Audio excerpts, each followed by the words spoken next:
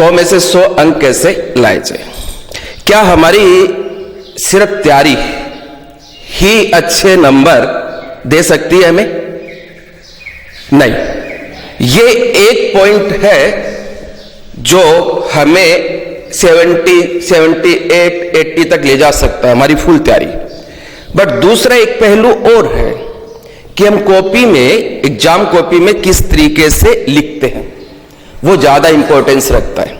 जैसे मैं दो बच्चों का एग्जाम्पल आपको बताऊं, 4 ऐसे ही, जैसे नितेश नीलेश, दो बच्चे, दोनों की 100% तैयारी है। हर प्री बोर्ड में उन्होंने अच्छे यानी 100% मार्क्स हासिल किए। लोकल टीचर्स जो एग्जामिनर्स है वो जानते हैं कि ये बच्चे इंटेलिजेंट है, तो उनकी कॉपी उसी तरीके से चेक की जाती है। पर क्या बोर्ड की कॉपी चेक करने वाला एग्जामिनर्स नीलेश और नितेश को जानता है पर्सनली? नहीं जानता है। अगर वो दोनों एक जैसा ही मैटर लिख रहे हैं, एक के नंबर आ रहा है 95 और दूसरे के आ रहा है 85, एक जैसे मैटर में, तो क्या कहीं गलती है? नहीं, गलती नहीं है।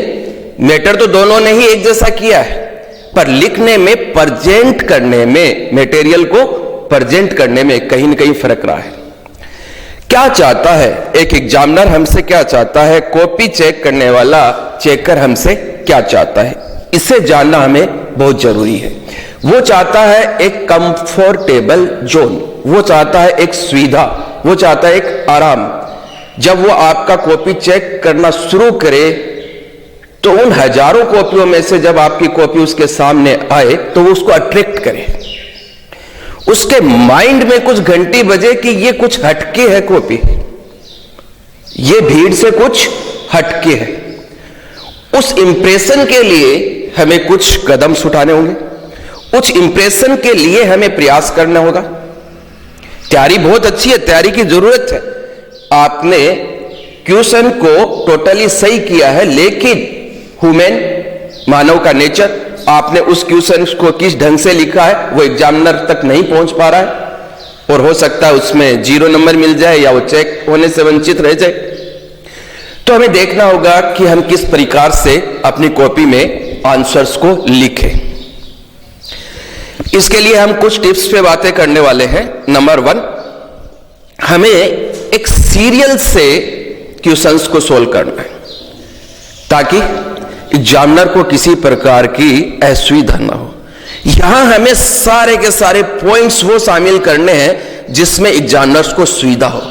उसे हमें अपना फ्रेंड बना लेना है। जैसे ही उसकी हमारी कॉपी उसके हाथ में आए, उसके सामने आए, वो बिल्कुल एक फ्रेंडली बिहेव में हमारी कॉपी चेक कर रहा है। ऐसा पॉजिटिव हम वातावरण दें अपनी लिखावट से, अपने प्रेजेंटेशन से। और उसके लिए नंबर 1 हमें काम करना है, एक सीक्वेंस से स्टार्ट करना है ताकि उसको नंबर देने में कोई झिझकझाहट ना हो। जहां तक हो सके हमें एक सीक्वेंस से ही काम करते रहना है ताकि एक तो अगर 1 मार्क क्वेश्चंस है तो उसमें टोटली 1 मार्क ही मिले, किसी प्रकार का कोई प्रॉब्लम नहीं। 2 मार्क है तो 2 मार्क ही मिले, क्योंकि आपका क्वेश्चन पेपर में 30 क्वेश्चंस आने हैं तो सब डिवाइड है। 1 मार्क क्वेश्चंस 1 से लेकर 13 तक, फिर 13 से लेकर आगे के 2 नंबर के क्वेश्चंस, फिर आपके पास में 3 नंबर के क्वेश्चंस है और लास्ट 3 क्वेश्चंस कितने के हैं? 4 नंबर के। अगर हम एक क्रम से करते चलते हैं तो उसके माइंड में है कि 1 से लेकर 13 तक के क्वेश्चंस कैसे हैं? 1-1 नंबर के। अगर आपके आंसर देने में थोड़ा सा 19-20 भी है लेकिन आप एक क्रम से चल रहे हैं तो एग्जामिनर उसमें 1 नंबर दे ही देगा। लेकिन आपने क्वेश्चन संख्या 3 को कहीं बीच में ले जाके फंसा दिया, किसी बड़े क्वेश्चंस के बीच में, वो वहां पे कोई इंपॉर्टेंस ही नहीं रख रहा, उसका वहां पे ध्यान ही नहीं जा पा रहा है एग्जामिनर का। तो हमें क्या करना होगा? उसके माइंड को अट्रैक्ट करने के लिए हमें एक क्रम को अपनाना होगा। नंबर 1। नंबर 2 हमें क्लियरिटी लानी होगी। हर क्वेश्चंस के आंसर में हमें क्लियरिटी लानी होगी। हमें फालतू की चीजें नहीं लिखनी, हमें वो चीज उसके अंदर पुट करनी है जिससे एग्जामिनर जो उसका आंसर चाहता है उस पे उसका एग्जैक्ट वहां पे ध्यान जाए, वो पकड़ पाए। जैसे हम किसी न्यूमेरिकल्स को सोल्व कर रहे हैं तो न्यूमेरिकल्स के फॉर्मूले को फर्स्ट एग्जामिनर चाहता है कि बच्चे ने फॉर्मूला सही अप्लाई किया है कि नहीं किया। तो उस फॉर्मूले को जब हम लिखें तो लिखने के बाद उसको हम किसी और तरह के रंग बिरंगे पेन तो आपको यूज नहीं करने हैं, बट एक ही पेन को यूज करते हुए आप इतना कर सकते हैं कि उस फॉर्मूले को आप क्या कर सकते हैं, एक बॉक्स में बंद कर सकते हैं। फिर उसमें वैल्यू पुट कर रहे हैं, आंसर आता है तो उसको भी आप एक बॉक्स के अंदर पुट कर देते हैं। हाइलाइटर आपको यूज नहीं करना है, अलग अलग कलर्स के पेन आपको यूज नहीं करने हैं, ओनली एक ब्लू पेन आपको यूज करना होता है, जो आपको बहुत आपके क्वेश्चंस के अट्रैक्टिव बना जाता है। और आप आंसर को जितना अच्छा प्रेजेंट करते हैं एग्जामिनर उतने ही अच्छे से आपको नंबर दे पाता है। क्यों? क्योंकि एग्जामिनर्स को सुविधा हो रही है, और एग्जामिनर्स को कॉपी चेक करने में जितनी ज्यादा सुविधा होगी उतना ही बेनिफिट आपको मिलेगा। तो ये बात ख्याल में रखनी है कि हमें एग्जामिनर्स की यहां पे हर एक सुविधा का ध्यान रखना है कि वो उसके माइंड को क्या पसंद नहीं है और क्या उसको पसंद है। नंबर 1, उसे क्रम तोड़ना पसंद नहीं, तो हम ये काम करेंगे नहीं। हम क्या करेंगे, एक क्रम से, एक सीक्वेंस से क्वेश्चंस का आंसर लिखेंगे, ये एग्जामिनर्स को पसंद है। दूसरा, एग्जामिनर चाहता है कि आंसर्स पे उसका तुरंत ध्यान जाए, उसको खोजबीन नहीं करनी पड़े, डायरेक्ट कहां जाए, उसका ध्यान आंसर पे जाए, उसको आंसर दिखना चाहिए। तो हम उस आंसर पे क्या करें, क्लियरिटी लेकर आए। ANS लिखकर हम क्या लिखे कि ये इस क्वेश्चंस का आंसर है।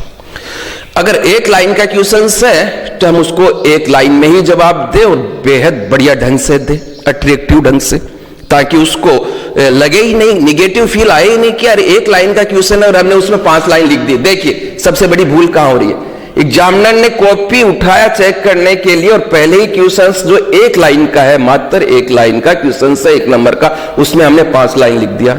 एग्जामिनर्स के माइंड में क्या बैठ गया है कि ये बच्चा वो बच्चा नहीं है जो 100 में से 100 वाला बच्चा है, वो नहीं है, क्योंकि 100 में से 100 वाला बच्चा तो ये गलती करता ही नहीं।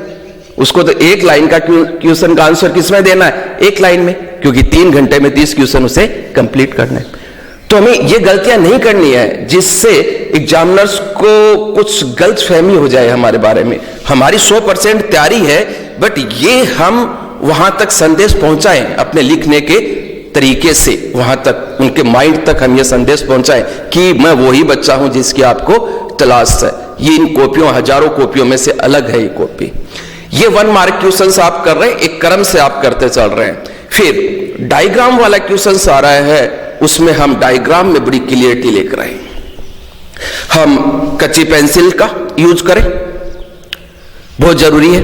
अक्सर देखा जाता है कि आपका डायग्राम है वो उठपटांग ढंग का है, तो आंसर आपका कैसा भी बेहद अच्छा हो, फिर भी नंबर कैसे मिल जाने आपको, 4 नंबर के क्वेश्चंस में 1 नंबर मिल गया आपको, क्योंकि आपने काम स्टार्ट कहां से किया, बेहद घटिया तरीके से स्टार्ट किया। तो नंबर भी कैसे मिले, घटिया तरीके से, क्योंकि जैसा माइंड में एग्जामिनर्स के विचार आया वैसा ही क्या दे दिया उसने, नंबर दे दिया। वो आपके एक पहलू को, घटिया पहलू को नजरअंदाज करके अच्छे वाले पहलू को ढूंढे, इतना वक्त तो उनके पास नहीं होता। तो ये सेटलमेंट, ये अरेंजमेंट हमें देना होगा, डायग्राम्स को अट्रैक्टिव बनाना होगा, क्रम से करना होगा। अगर बड़ा क्वेश्चन है तो उसमें 1 मार्क का ये है, हाफ का ये है, और 2 मार्क्स का आपका डेरिवेशन है, 1 का आपके पास में डायग्राम्स है, तो उसी ढंग से हमें चलना होगा। जैसे सपोज उसने पूछा साइक्लोट्रॉन का सिद्धांत क्या है, नंबर 1, तो हमें उसको सिद्धांत को क्लियरिटी से लिख देना है, एक गैप छोड़ दिया 1 लाइन का। फिर उसने पूछा साइक्लोट्रॉन्स का नामांकित चित्र बनाइए 2 नंबर का, उसका नामांकित चित्र हमने बना दिया 2 नंबर का। फिर अगला उसने उसी क्वेश्चंस के अंदर 1 नंबर ऐड किया, किसका, साइक्लोट्रॉन की सीमाएं, 2 सीमाएं, तो हमने वो 2 सीमाएं लिखी। तो इस ढंग से हम एक क्रम से लिख रहे हैं, तो उसका फायदा हमें क्या मिलता है कि उस क्वेश्चंस में तो हमें कंप्लीट मार्क्स मिल ही जाते हैं, और अदर क्वेश्चंस में अगर कहीं थोड़ा सा भूल चूक हुआ है तो उसमें हमें रियायत मिल जाती है। कैसे मिल जाती है एक बार अगर टीचर का क्रम स्टार्ट हो गया, एक पॉजिटिव एटीट्यूड के साथ में कॉपी चेक करना शुरू कर दिया, तो इसकी संभावना 100 में से 100% है कि बीच में अगर कोई आपका थोड़ा सा गलत आंसर है, उसमें भी नंबर आपको कंप्लीट मिल जाए। अगर आपने गलत तरीके से लिखा है, इधर उधर लिखा है, तो इसकी संभावना भी 100% है कि गलत क्वेश्चनों में कोई एक क्वेश्चन सही भी है, वो भी क्या हो जाए, गलत हो जाए।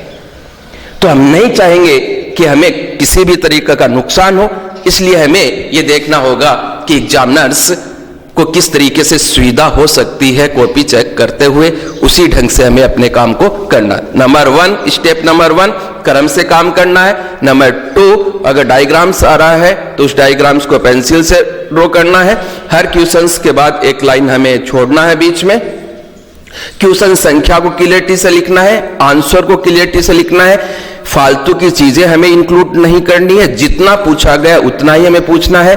टीचर्स को गुमराह करने की कोशिश नहीं करनी है, जैसे कि अथवा में 2 क्वेश्चंस आ गए और हमने दोनों टेक दिए, एक को लास्ट में और एक को बीच में, हम सोचेंगे कि हमें नंबर मिल जाएंगे। नहीं, टीचर्स उससे बहुत ज्यादा भड़केगा, नेगेटिव उसके माइंड्स में आएंगे आपके प्रति, और आपका कोई सही क्वेश्चन आंसर है वो भी कट जाएगा, आंसर उसके भी कट जाएंगे।